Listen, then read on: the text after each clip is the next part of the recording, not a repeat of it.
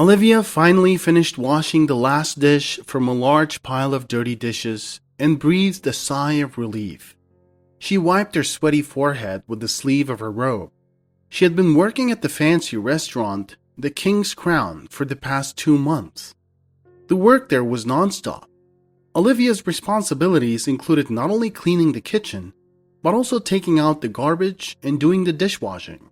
She also had to sweep the patio of the restaurant every morning, since the janitor only cleaned the main entrance of the establishment. Despite all of her responsibilities, Olivia was only paid a modest salary. It was just enough to support her 2 children and pay for her rented housing. By the time she came home in the evening, she was too exhausted to cook or help her kids with their homework, but she had no choice but to push herself more for the day. This difficult situation was a result of her being a single mother.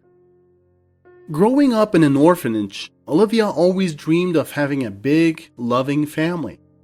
After graduating, she was fortunate to meet her soulmate, Wyatt, a kind and caring person. They got married and eventually had twin boys, Noah and Liam, who became the most precious treasure in their family. Despite working tirelessly as a taxi driver, Wyatt struggled to provide for his family as his own parents were unable to offer any support due to their alcoholism. Despite the challenges, the young family did their best to make ends meet with the money Wyatt earned from cab driving. Since she couldn't afford to leave her kids and find work, the financial responsibility of supporting her family fell solely on Wyatt. He went to great lengths to earn as much as possible, working night shifts and even breaking the cab driving rules by working illegally. Despite his efforts, the percentage of income from driving a taxi was small. Unfortunately, one day, Wyatt fell asleep at the wheel from exhaustion and got into a fatal accident. The death of her husband was a devastating blow for Olivia. She was now left alone to raise her 2 young children, who were just starting first grade without any help or support. Overcoming her own shyness and fear of leaving her sons alone, Olivia began to slowly earn money in low-paying jobs. At first, she would go door to door twice a day, distributing flyers and free newspapers in mailboxes. She also put up ads on special stands near public transportation stops. Although the pay was minimal, these jobs helped Olivia and her family to survive. 3 years have passed since her husband's death. Olivia still thought of Wyatt every day and missed him greatly. However, her 2 beautiful sons helped her to keep going and not give up. Getting a job in a restaurant was a stroke of luck for Olivia. Although the pay was still low, it was much more than what she had been earning by posting ads. This was more important for her at the time. She had grown accustomed to the various difficulties of making ends meet. Working as a dishwasher didn't seem so bad to her. The only thing that constantly worried Olivia was the way her sons, Noah and Liam, were treated at school. They were often bullied and made fun of because of their family's poverty and modest possessions. Olivia's children dressed as simply as possible: practical trousers and sweaters, cheap cotton shirts. If something got torn, she would try to fix it instead of buying new clothes. The only thing Olivia couldn't control was time, as her children inevitably grew and needed new clothes and shoes that fit them. Unfortunately, Olivia herself couldn't afford to buy even the simplest new blouse and had to make do with worn-out clothes that were close to falling apart. "Your last name should have been Brokey, not Ritchie," Noah and Liam were teased by their wealthier classmates.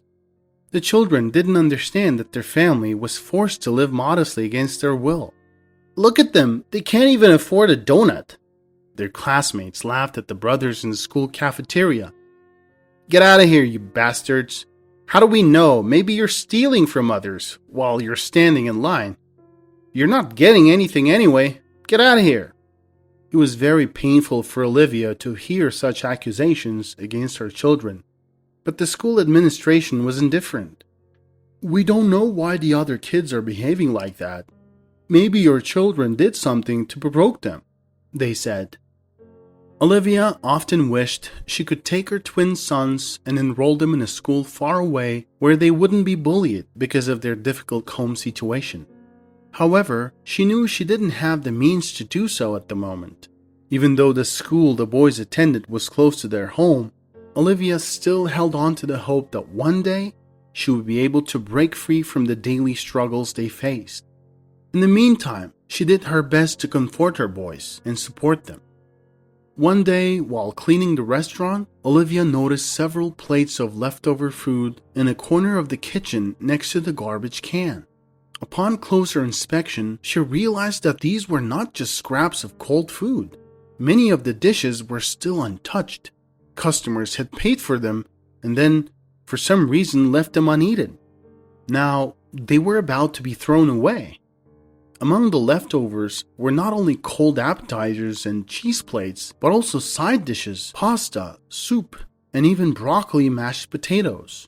As Olivia looked at the edible treasure, her stomach growled loudly.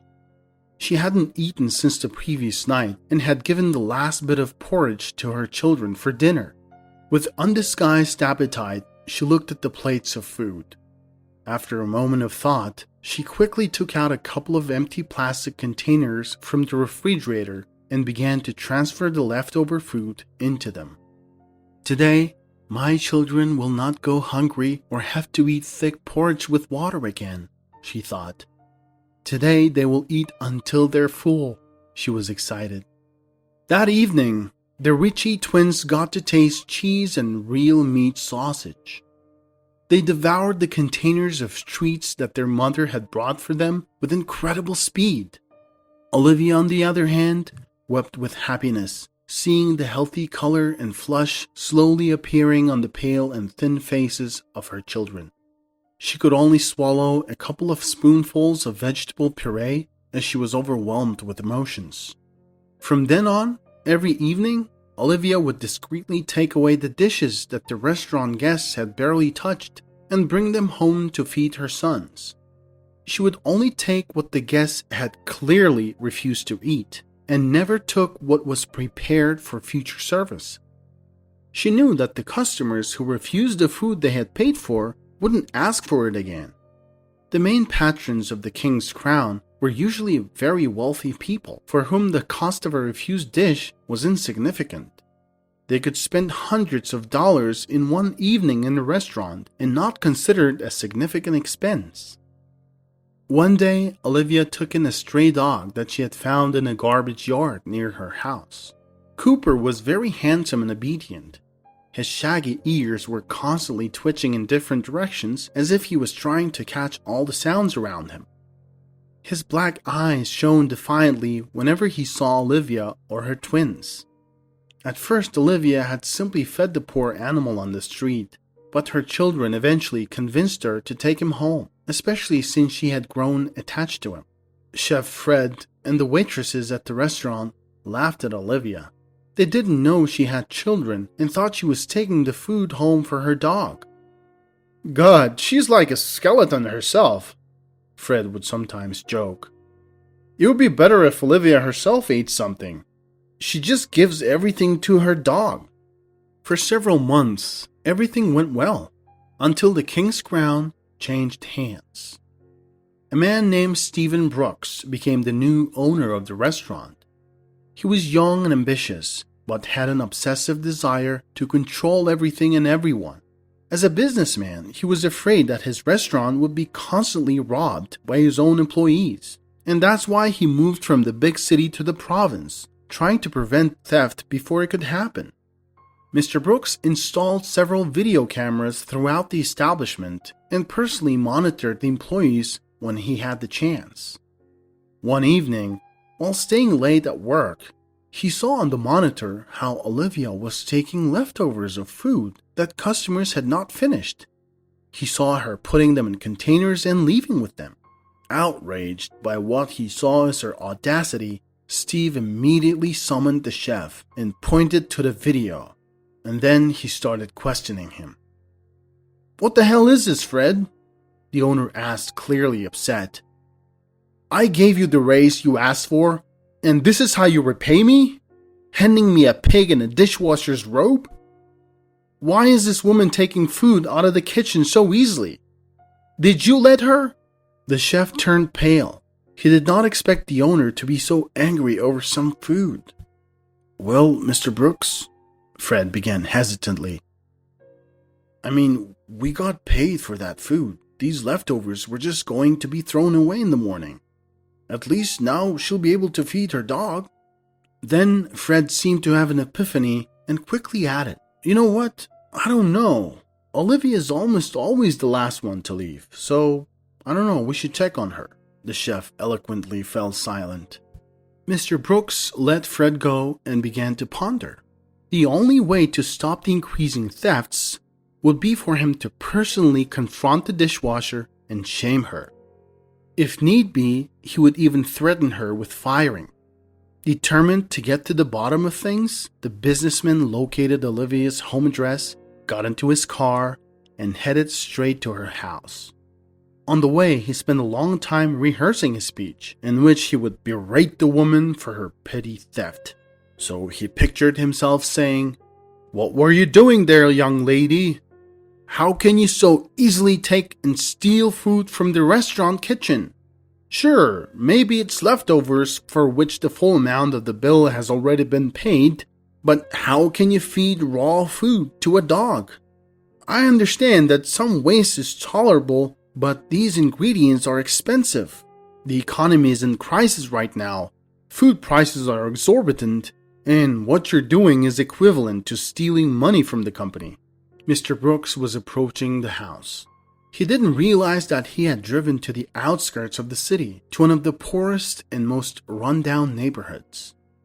As he climbed the worn-out stairs, Mr. Brooks hesitantly rang the doorbell. A second later, Olivia herself answered the door. She quickly silenced her barking dog and looked in surprise at her unexpected late-night guest. Good afternoon," Mr. Brooks began briskly. "Are you Olivia Ritchie, if I'm not mistaken?" Olivia continued to look at him with a confused expression. Finally, the bewildered woman replied, "Yes, it's me. But who are you? Forgive me for asking." Olivia had not yet met the new owner of the restaurant and therefore didn't know what he looked like. "Oh, I apologize for coming at this hour. I'm the new owner of the King's Crown. I have a very serious conversation with you. May I come in?" The dog continued to bark. Olivia struggled to calm the animal before she could let the businessman inside. Once he was inside, Mr. Brooks immediately noticed the difficult conditions the family was living under. The hallway had sagging wallpaper and an old electric floor lamp instead of a chandelier.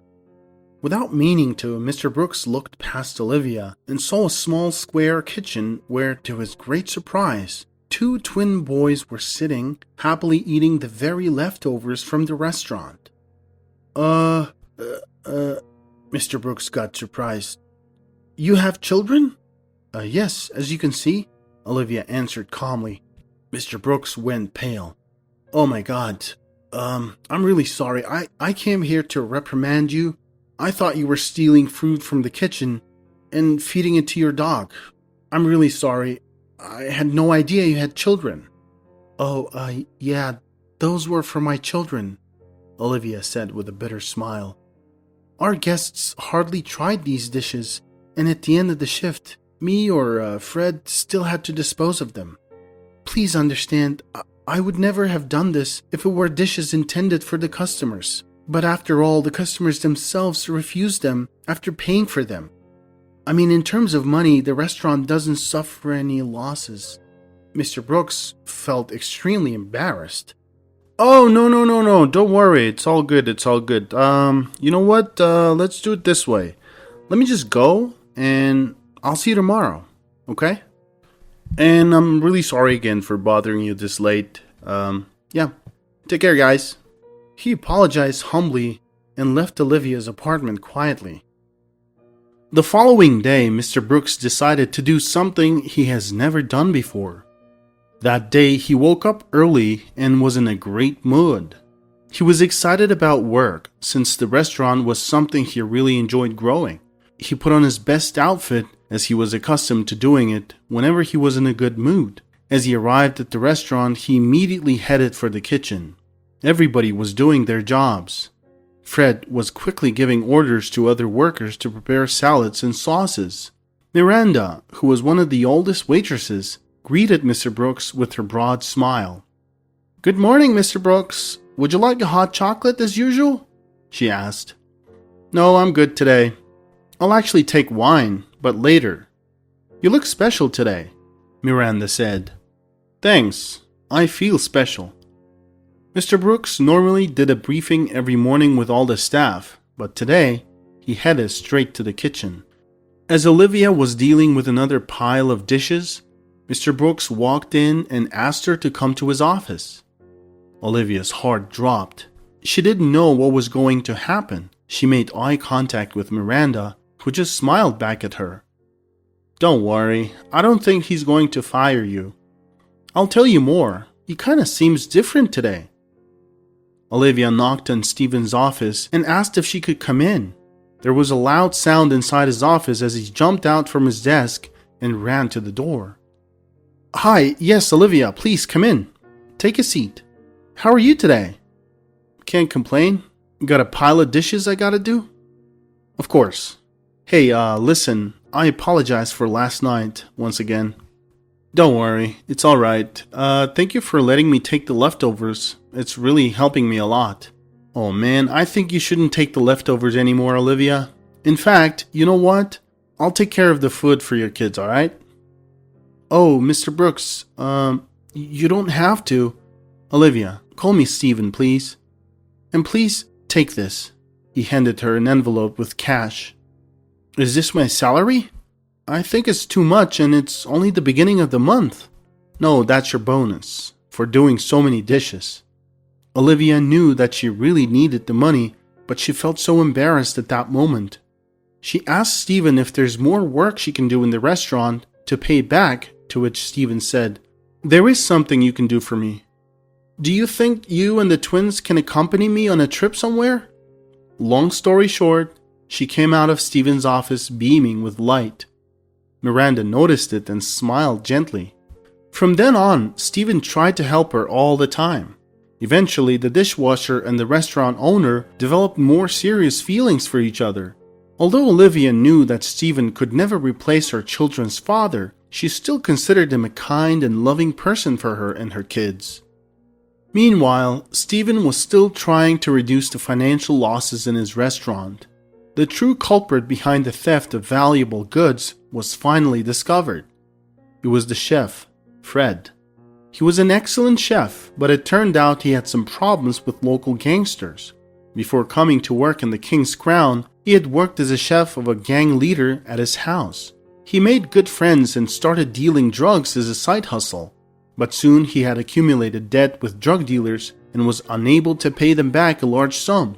As a punishment, they obliged him to find products and cook at the gang's leader's house until he repays his debt. As a result, he began stealing high-end items from the kitchen. Fred was caught on camera while he was taking expensive fish from the fridge. After everything that had come up, Fred was expecting to be fired immediately. Stephen called Fred to his office and they talked. "Why didn't you tell me?" Steve began. "I'm sorry, Steve. I'm sorry. I was gonna say it, but I was just desperate. These guys, they were threatening to hurt my family." "Why didn't you go to the police, man? These are serious matters. You can't just try to fix things by stealing, man." Fred was one of the best chefs in town. Before Steve became successful in the city, he used to live in this town. He started his journey with a food cart. Fred was the first employee that Steve had hired. Fred just loved his job and often went the extra mile to help Steve. When Steve decided to move to the city, they fell off for a while. "Fred, you're one of the best chefs.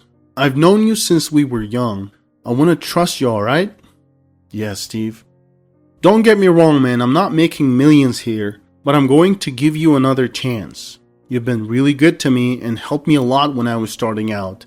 I will never forget that, but please, be honest with me, okay?" "Sure, Steve. Thank you so much." "How much?" "What?" What's your debt? Oh, it's 20 grand, man. Alright, consider it covered. I'm gonna talk to them. Steve didn't want to fire Fred. Also because if he wasn't stealing, he wouldn't have ended up learning more about Olivia and her sons. And now he was seriously considering proposing to Olivia and adopting Noah and Liam. He had asked Olivia to move into his place with the boys. They all now lived together in a large, spacious apartment. Stephen's heart was completely healed as he had divorced his wife 6 months ago because she cheated on him with his business partner. Now, after some time, the businessman was ready for a serious, genuine relationship, and so he decided not to go too far and chose the pure and honest love of Olivia. What are your thoughts on the story and characters? How would you handle things differently? Share your thoughts, as they may be helpful for those experiencing difficult times. If you enjoyed the story, please consider liking and subscribing for more stories. Click the notification bell button. Thank you, and we'll see you soon.